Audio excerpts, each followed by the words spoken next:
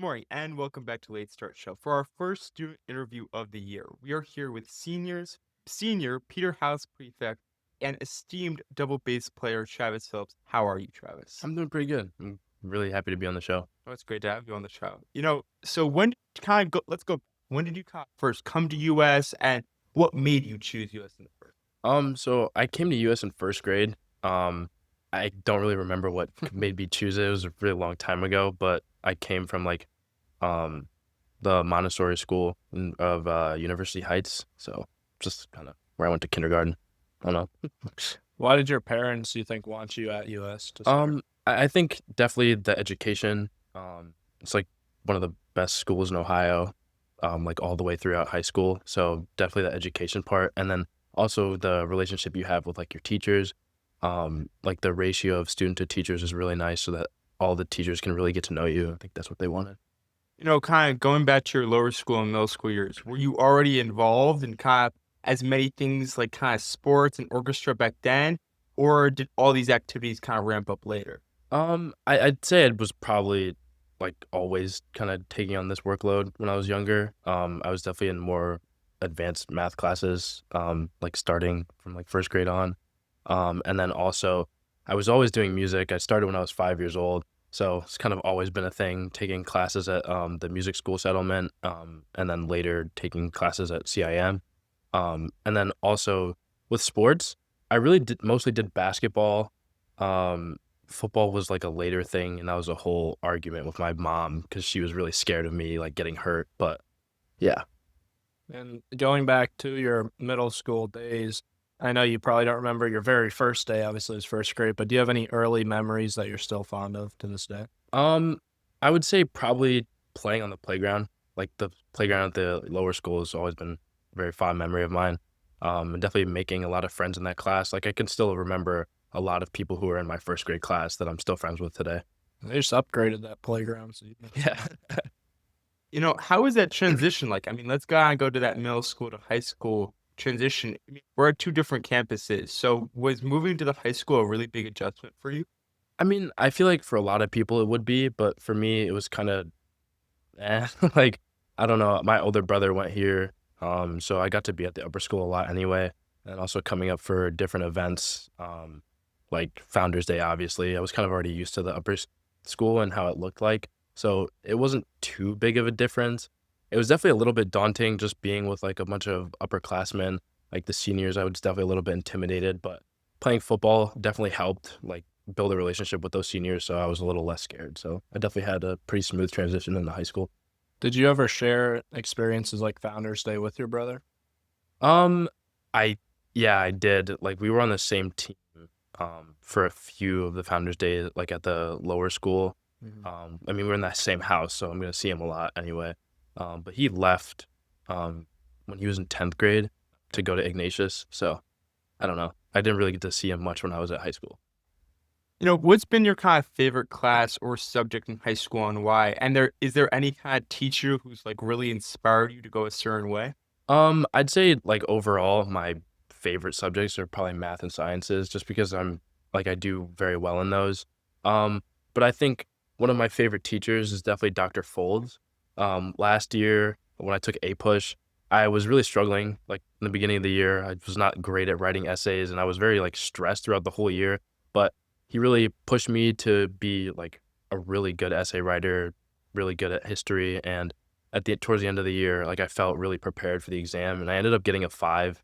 So that was really inspirational to me. Like some having a teacher that really pushes me and like believed in me to, and then going and getting a 5 on the exam was really nice. So And let's go into the science, um, your science experience here. You're part of the Anderson Scholars yeah. Program.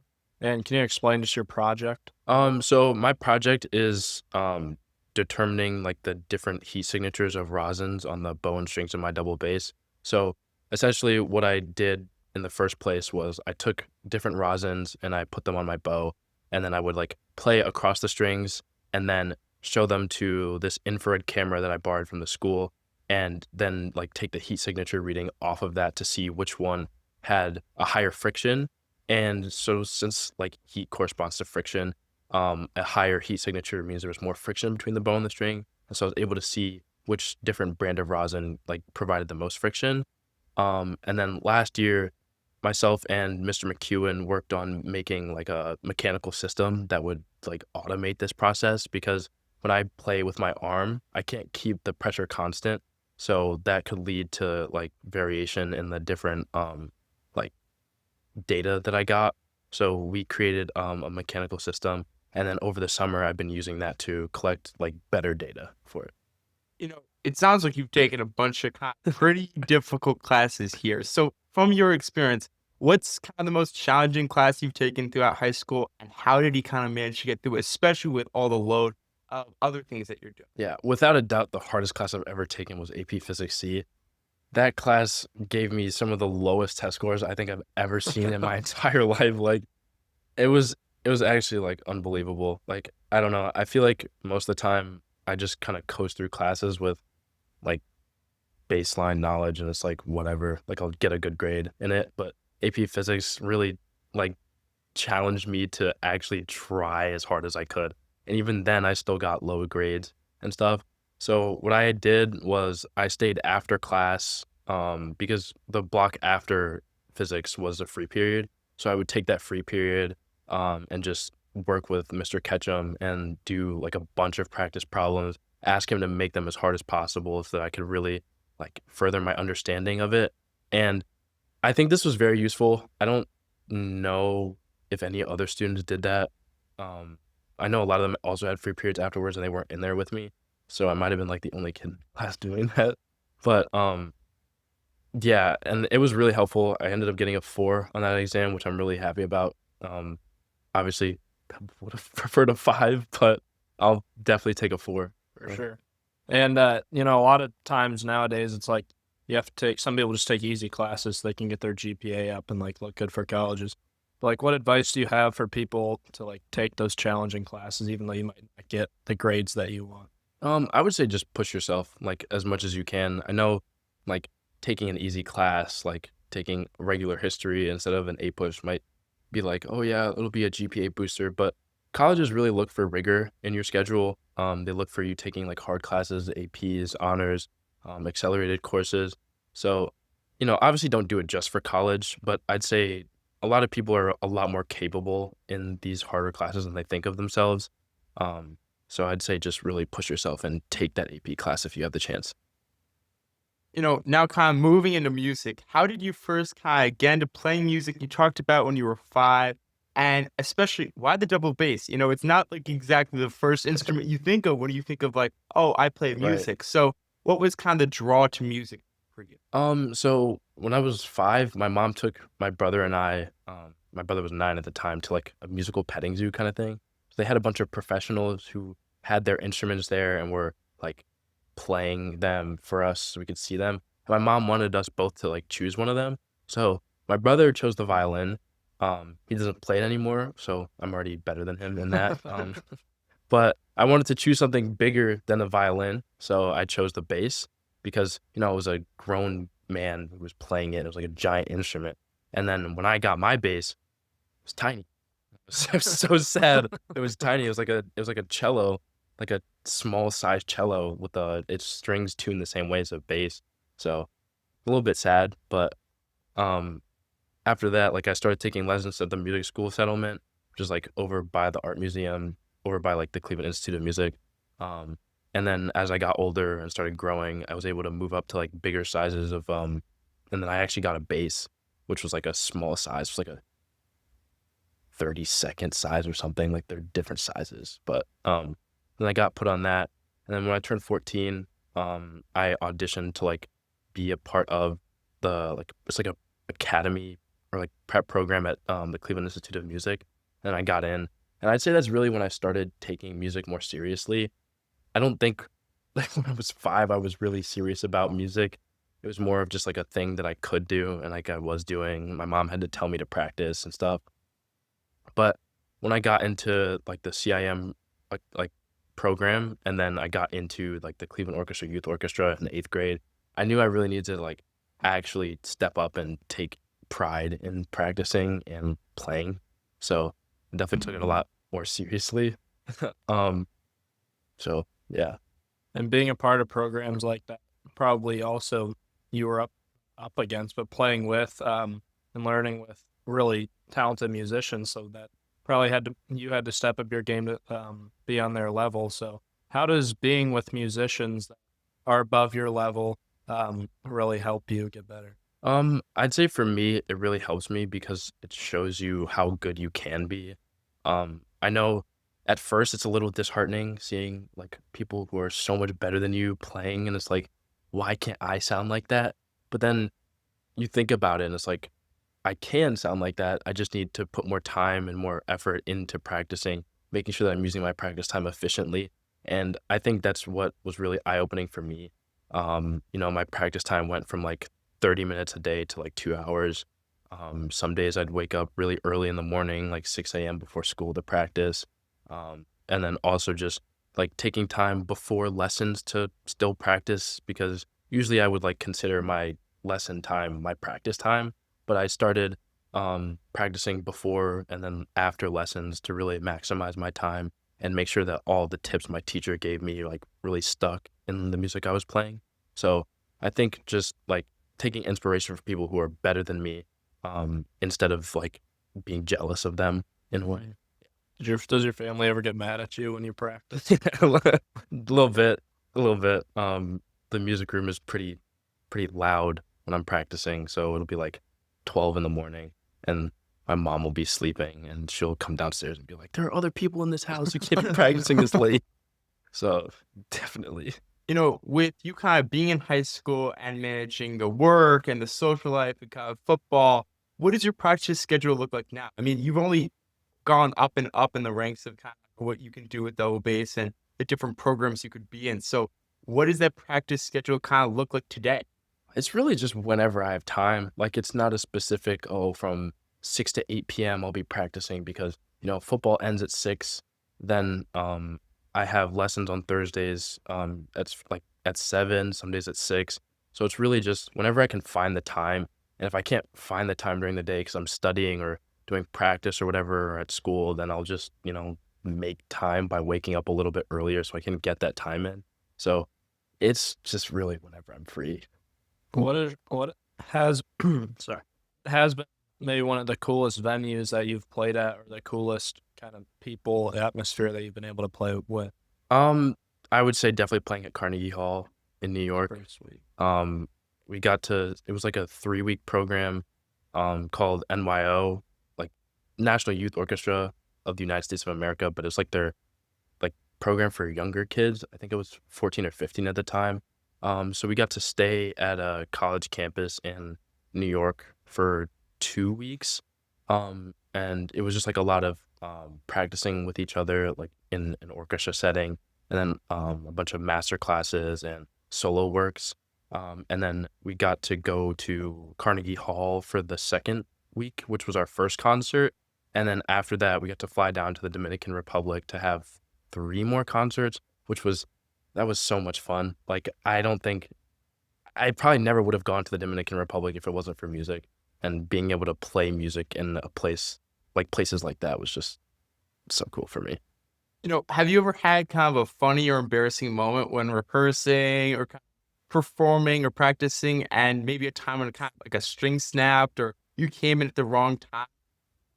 Think of a moment that really sticks out to you. Um, I'd say there was a time when I was in Boston for music, and we were all like rehearsing together. It was like our dress rehearsal, and we were playing this one like contemporary piece where we would all like spin our basses, and I guess I was too close to the music stand, and I spun my bass around, and it slammed into the music stand, and it fell over, and it was so loud, and everybody was looking at me, and it was so embarrassing. But I think that's probably the most embarrassing thing that's happened on stage.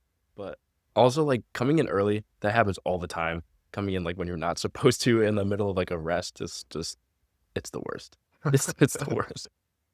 Well, I know a lot of communities, like at least that I've been a part of in sports, like baseball community, you kind of get to know those people in that community. Is that similar in music? Like the people you go to those things at Carnegie Hall or like in different areas, do you stay in touch with those people, and are you guys kind of close? Yeah, I'm very close with a lot of people who I've done those like different programs with. You see, I still talk to like regularly talk to some kids I met at a camp called Interlochen in like 6th grade.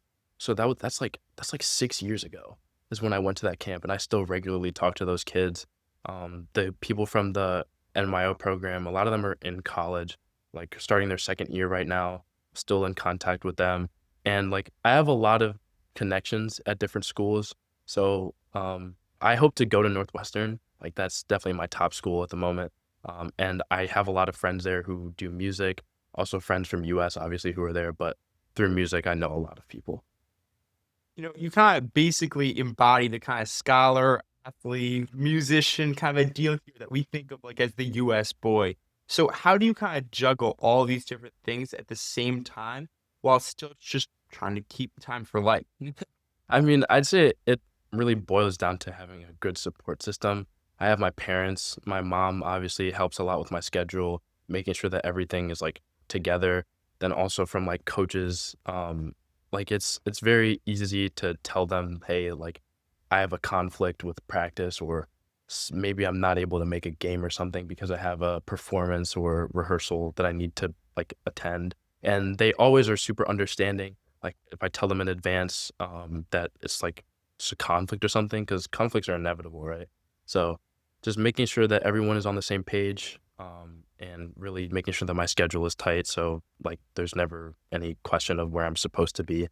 Um, and then also with school, I think school is probably the biggest thing because finding time to study for different exams is really hard when you're also trying to like go to practice and then go to a lesson, and you still have to find time to practice your instrument too.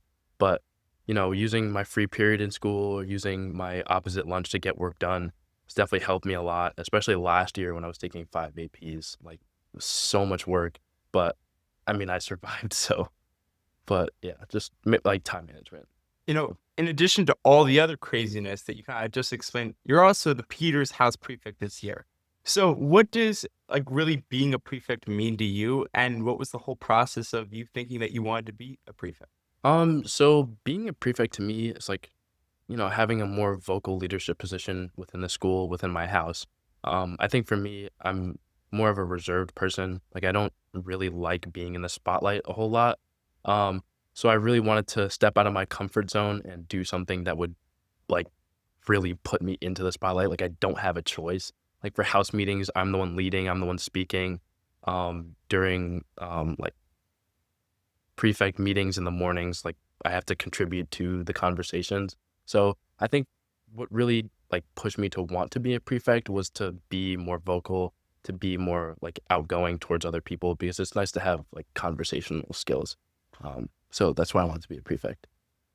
So across your time here at US, you've been involved in sports, music, school, obviously, but you talked about Dr. Folds. Are there any other teachers or coaches that have kind of mentored you or been big influences for you? Um, I'd say like I can't really pick a favorite or like pick one teacher specifically or like a few teachers because I feel like I'd be leaving some out that I wouldn't Mhm. want to. But I think all of the teachers that I've had have really pushed me and shaped me in like their own ways that I can't really like begin to describe. Coaching wise, it's the same thing. I can't I wouldn't want to name them Mhm. specifically because they've all helped me so much. High school obviously is full of a lot of great moments. So, what's just one of your favorite moments of your time here? Obviously, you're in your senior year, so we're kind of getting to the end of it, but it could be anything from kind of winning a game to a class trip or just a fun day, just in general. What's kind of one of your favorite moments in these past 4 years? Um, can I pick two? Yeah, totally. Okay, my first one was the 4th grade whaling trip. Like, it's just such a great memory of going to like Cape Cod, actually seeing whales in the ocean. Like, I feel like that's so crazy. Like, that's so insane to just see them like right there in front of you. I don't know. That was so much fun. And then I think like both of the DC trips we did in middle school, which I think was 5th grade and 8th grade, just like, having time with your grade and being out and about like on a bus and stuff, like looking at the different monuments and like learning about history was just really cool. So I think those are my favorite two moments from being here. Speaking of being a senior, which is crazy, if you could go back now that you've been through all of it and give advice to your younger self, what do you think you would say? I think I would probably tell myself to not be afraid to ask for help. Um, I think for me, that was kind of like a taboo thing. It was like, you don't really need the help. You can figure it out on your own. And for the most part, that kind of worked. Like, I didn't really need to ask for help in my classes. I was able to almost always figure it out on my own. But when I got up here and, I started taking harder classes, like, I tried the same thing of like figuring it out on my own, but that didn't work. It really didn't. And so I had to like actually ask for help from my teachers. And thankfully they were all very like willing to like stay after and help me and like give me advice. So I would say just being more ready to ask for it when I need it. Now kind of looking ahead, what are your plans for next year? I mean, you kind of talked about college. What do you kind of plan to study, and is there kind of something that you're considering, some other colleges that you're considering? So obviously, like I said, Northwestern's my top school. But my criteria for like going to college was they have to have a music program, they have to have biomedical engineering, which is what I hope to study, and they have to have like some sort of sports life because I need like a balance of all three of those things. I don't think I could see myself at a school that's just focused on academics or just focused on sports. I need like a balance of all three things. So I think some schools that would, fit that are like if I could get in, Yale would be really nice. Princeton, obviously. I think like and then obviously Ohio State's there. That's like a foundational school. Um, but I hope to study biomedical engineering and then also major in double bass performance. But if that doesn't work out, I'll definitely still minor in it because it needs to be part of my life. Is there anyone that in your life, like right now, you want to just say thank you to? Like this would be your time to just say like thank you for all that you've done and kind of support Yeah, you. definitely to my family, my mom, my dad, my brother, my two cats. Can't forget them. Um, and then all of like my close friends who have really like helped me through like difficult times in high school. Um, and I know that like we'll all still be very good friends in the future. We ask this question to all of our guests. It's usually our last because we love the wide range of responses. But Travis, you've done so much throughout high school, kind of made your mark in this community in many different ways. But behind all of that, there's a grind that comes with all of that. So, what is your why? What is this thing that kind of gets you up in the morning, keeps you practicing early and practicing late, and keeps you going when things get tough? I just want to be the best. Like I don't know. I think that's my reason. Is just I want to be the best at everything that I do. And whatever it takes to get there, I will do it.